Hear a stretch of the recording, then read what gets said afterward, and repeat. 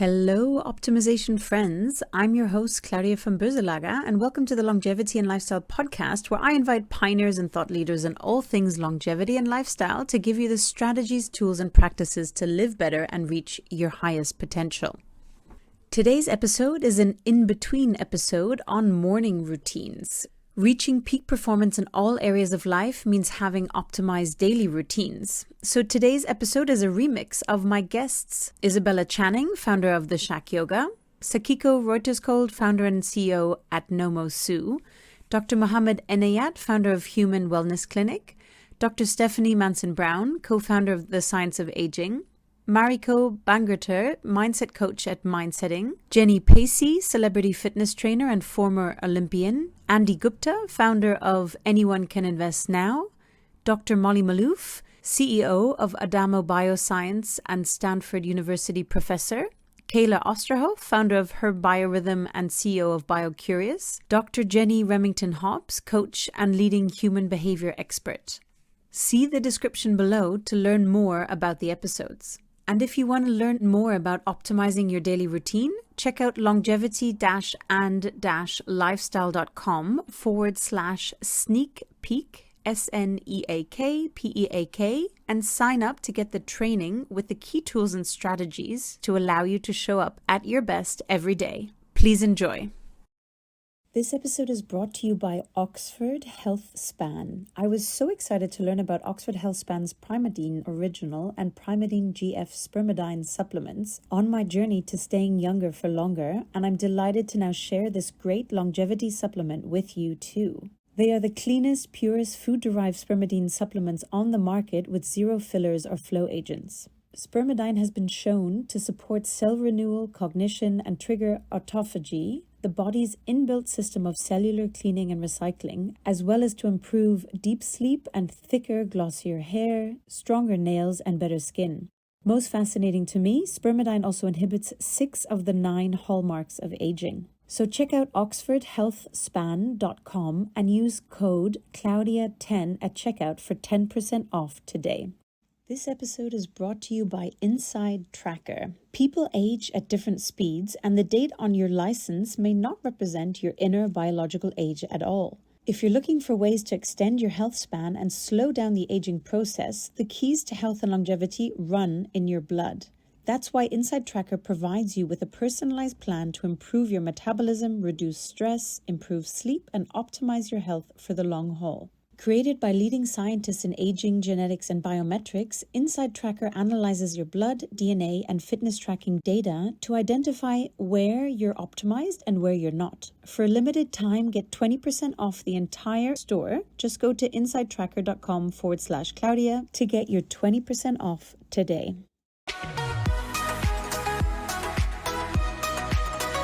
That's a nice one. Yeah, I do seated meditation and I do 10 minutes. So 10 minutes. I remember thinking, God, I should be doing more than 10 minutes.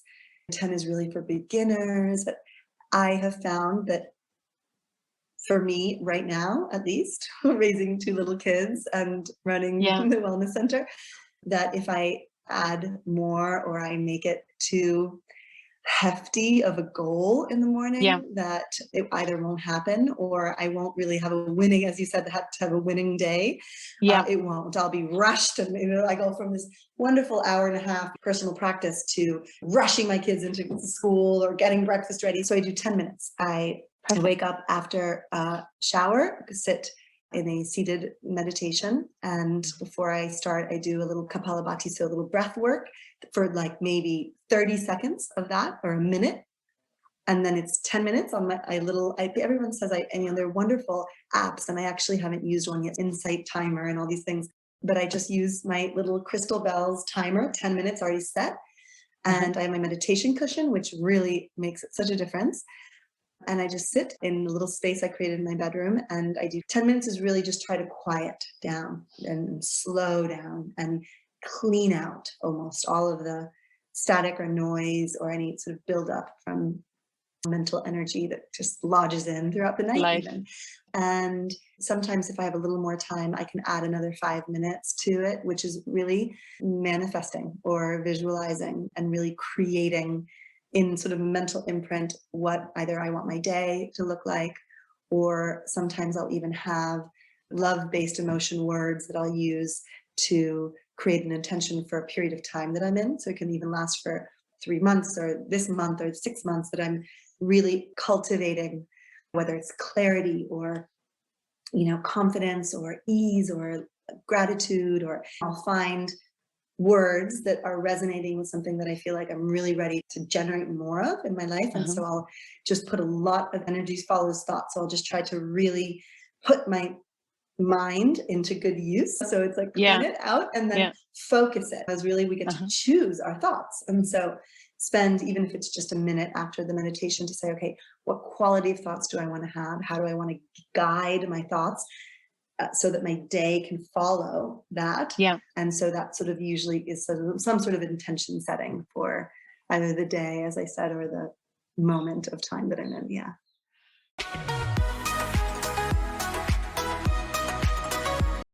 Yes, a couple of things I do. Basically, I fast, so I don't have breakfast, and that is not necessarily a circadian rhythm optimization thing. It's just that I like to be social and have dinner with friends and so on. So in order to get that sort of 16 hours of not eating, it's easiest for me to skip breakfast.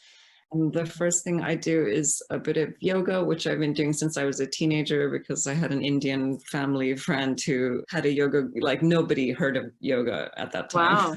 Amazing. And he gave me a routine and taught me, and I've been doing it ever since. So I do about 20 minutes, 15, 20 minutes of yoga, and then I meditate for about 20 minutes. So that's my morning routine.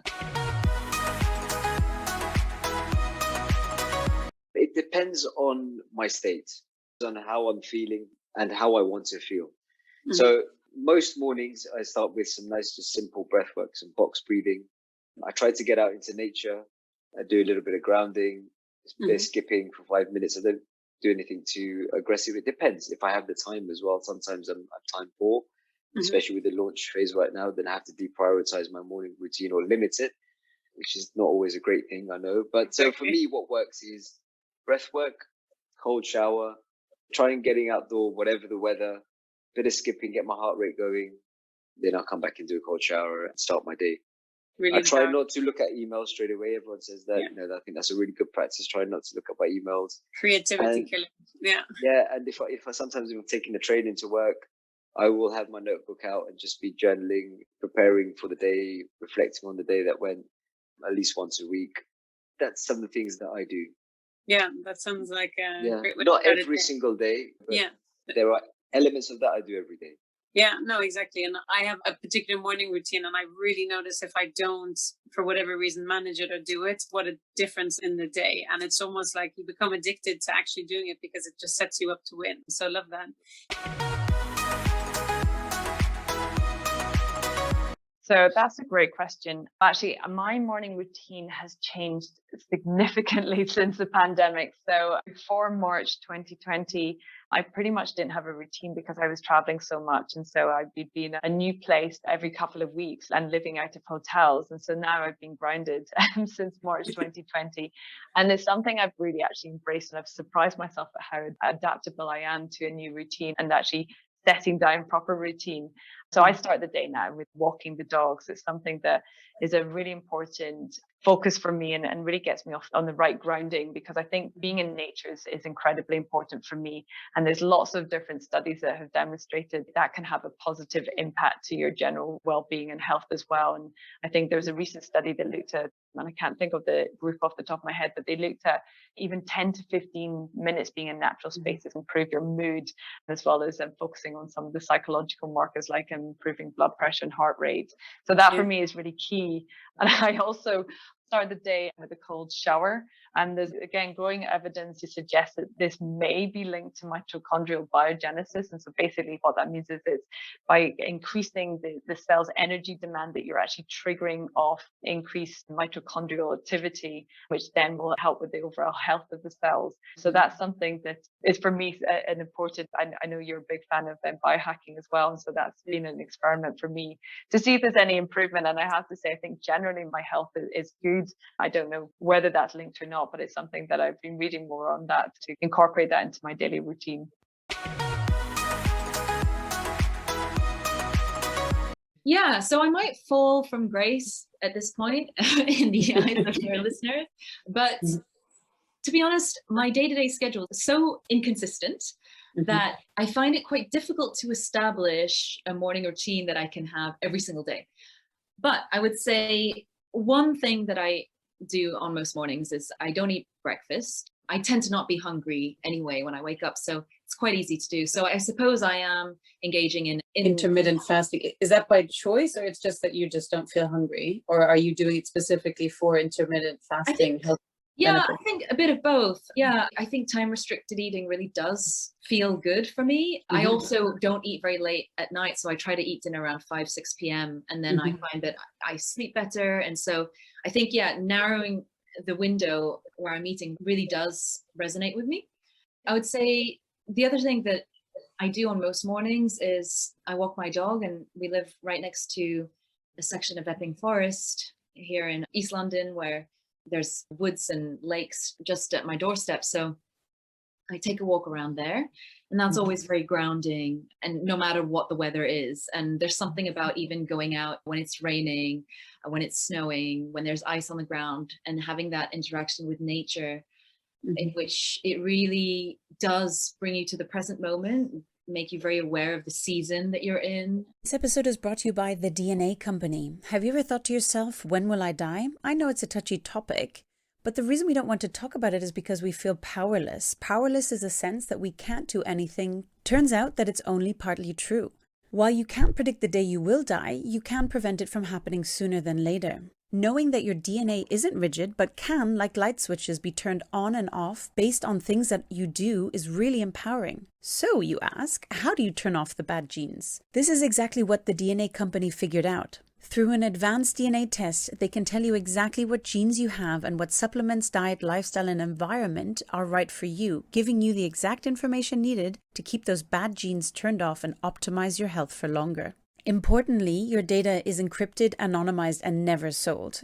Join the 5,000 plus executives, professional athletes, and biohackers and visit thednacompany.com/Claudia. That's THEDNACOMPANY.com/CLAUDIA for $50 off your advanced DNA test today.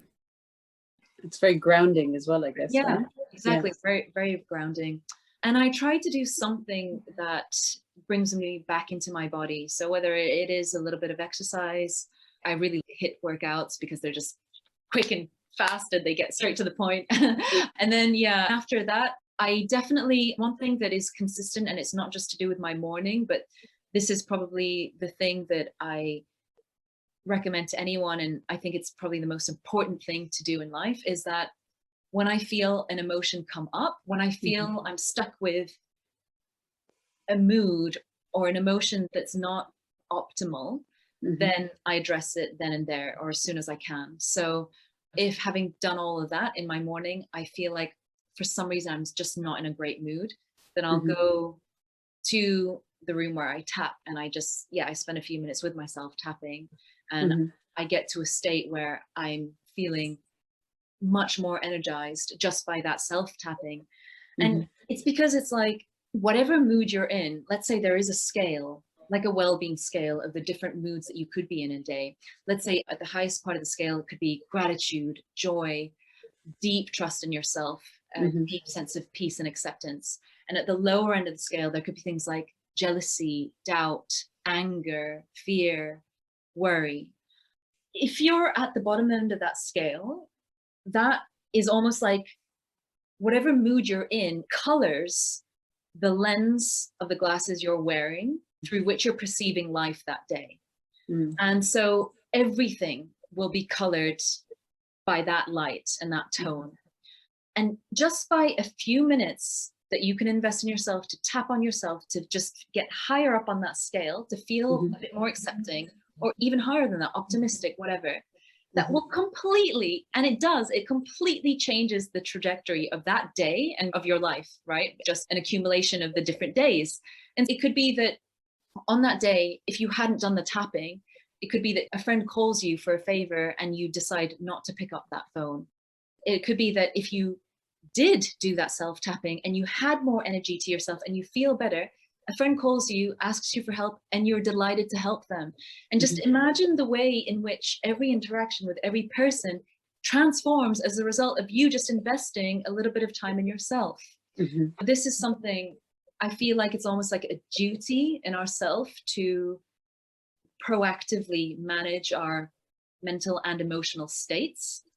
Otherwise, it's just like we go throughout life and we're just bouncing off each other, being triggered by each other, being reactive because we haven't managed our own base levels of stress and emotions. So I think it's something that we should be learning at schools. I think it's the most important fundamental part of world peace. Yeah. I often wake up earlier than I would like to, if I'm honest. I could sleep, I think, till 9 o'clock every day, but my life does not allow that to happen. So I usually wake up to an alarm, and I've trained myself, my first thought to be, today is going to be an amazing day. And at the end of our bed, we have this piece of art that says happy. It's by an artist called Romeo Brito. And it just makes me smile. He's super fun and colourful. Yeah, really cool stuff. I have actually something. I have love and laugh in the kitchen. So they're just little bits that make me smile. So I kind of wake up, my first thought is, today's going to be an amazing day. I have a little smile at my happy picture. I always have a shower. I shower so many times a day, it's ridiculous. But start with a shower, do my makeup, do my hair, have breakfast. Oh, and a cuddle of my new puppy. Congratulations. How sweet. So for breakfast, I normally start with lemon water, then my supplements. Then I usually have papaya, which is great for your microbiome and gut health. That's the first thing that I eat, with some chia seeds on top. And then I usually have 4 scrambled eggs with some coconut oil and a cup of tea and then a cup of coffee. And then I'm still a bit like a schoolgirl as well, part of my routine, but night routine. I put all my lycra, I'm in lycra Monday to Friday. I put that out the night before, so like everything's ready. So I can hop out the shower, moisturize, get like all my clothing on, and then finish my breakfast. And then I'm either online to do training sessions, or I'm out for a client, or going to give a motivational speech, or whatever it may be. So that tends to be my morning routine. And then at the weekend, so I kind of am disciplined and dedicated and on it Monday to Friday afternoon. And then usually Friday afternoon and all weekend, I just do a bit more as I wish. Like I wake up at 9, I order croissants from the bakery around the corner. We sit and have coffee and cake in the morning. I'll go for a dog walk, go for lunch. So it's about balance for me, but I've got everything usually locked down in the week, and papaya and eggs are key to my morning.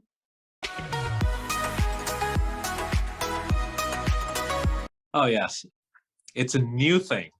And it's since I've taken this step towards doing something on my own that I've been able to bring this routine in. And there are 2 joys in life for me. And they're simple. I like keeping things simple. It's making my morning coffee with my wife and enjoying that morning time with my kids, with my wife, enjoying that morning coffee with her. And then taking one of my kids, depends which one, on the day, to school. And the drop-off and pickups, I like to do both, are one of my most cherished times in the day. And I really, really enjoy it. Holding their little hands, walking with them, hearing whatever's on their mind. And quite often it's hilarious. Or them practicing the words to a Peppa Pig song or Sophia the First song. And I love it. And when I start into my goofy dance along with them, sometimes they'll encourage it, sometimes they'll shush me and ask me to be quiet. But those are my favorite morning routines. I definitely have a morning and evening routine for sure. Morning, I wake up and I lay in bed and do some meditation and body scanning, and just like, sometimes I'll just like purposely go back into my dream state for lucid dreaming, but most of the time I'm like laying there doing a body scan. I wake up usually around 6:30, and 7, I'll make either like a half calf coffee or a matcha or a mud water I've been really into lately, and read the Wall Street Journal. I really love reading the Wall Street Journal because it's just like so interesting to see what's going on in the world. And then I'll go and ride my bike to the gym and lift weights. And I do lift weights about 4 days a week these days. And I'm biking right now every day. And I just have noticed such a difference in my energy levels by cycling. I've really fallen in love with it in the last couple months. So those are like sort of non-negotiables. And then I'll take my supplements when I get back from working out. If I'm lifting, I'll definitely get protein-rich breakfasts in. And if I'm not lifting and I'm just cycling, I might delay breakfast an hour or so. But generally speaking, I'll eat breakfast around 9-ish. And then I used to do a lot more fasting, but because I'm doing so much exercise, I'm doing a little bit less fasting, but I still fast at least 12 hours a night, sometimes longer, sometimes 14. I'll take my supplements after breakfast and I will shower and start my day.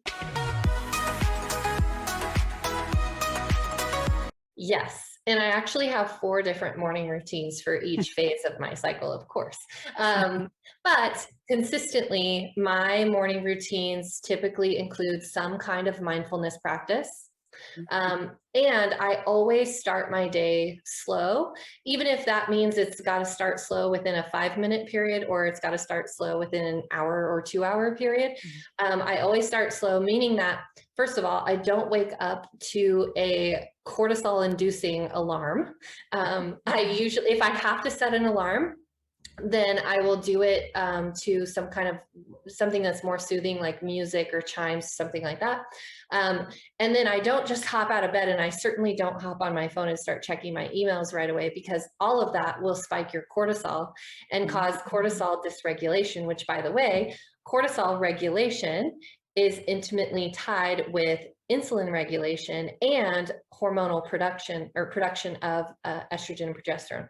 That can be something for another day, but it's really important to have healthy cortisol function, meaning that your cortisol shouldn't peak until, later in the morning. And then from that point, it should steadily decline. And so having a morning routine that will support that natural cortisol curve is really important anytime throughout the cycle.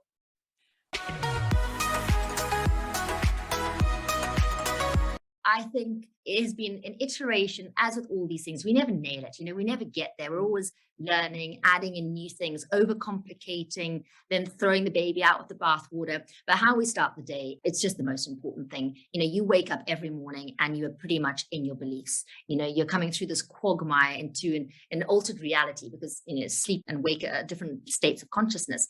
And what you do in that waking up time, how you set the day up, and whether you're getting into a creative orientation about trying to connect with what your intentions are and what you'd love to create with the day, or you're getting into a fixing orientation, focusing in on all the problems, all the things that are not going right.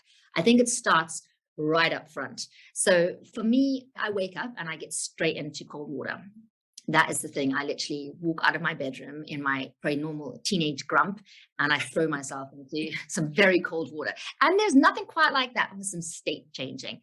And then it's a little bit of breath work, and this is all, quick and user friendly. I think all the things that I use are designed for busy people who are generally parents who are working or trying to build something. And as you well know, there's a fine balance of quite how much time there is in the day. So I do cold water swimming, I do some breath work. I then do a very brief sort of yoga routine that is out on a patio that looks over our amazing view. And that in itself, we live in very big nature, and that just connects me in with everything. And that start of the day, with looking over nature. And I listen to, I know this is strange, but I listen to like really evocative electronic music whilst I'm doing my yoga. It's quite un-yogi, and I dance and I really get into it. So I'm moving, and it doesn't take very long. And from there, I orientate myself. I connect in with my true nature, and that there's nothing to fix. And I get into that energy, and then I connect with what I love. And as you know, the programs that we create, you end up by the end of having a set of choices that you make about who you are and where you're headed. And so I make my choices with a lot of emotion. Sometimes I shout them, sometimes I scream them, sometimes I dance to them. And by the time my daughter wakes up, and that really doesn't ever take me more than half an hour at max, and I can definitely do it in 15 minutes. I'm ready to rock. I'm in my heart. I'm energized. And it doesn't matter what kind of a funk I woke in. And it doesn't matter what kind of temper tantrum she might throw. I'm there. I'm like, okay, here we are, alive.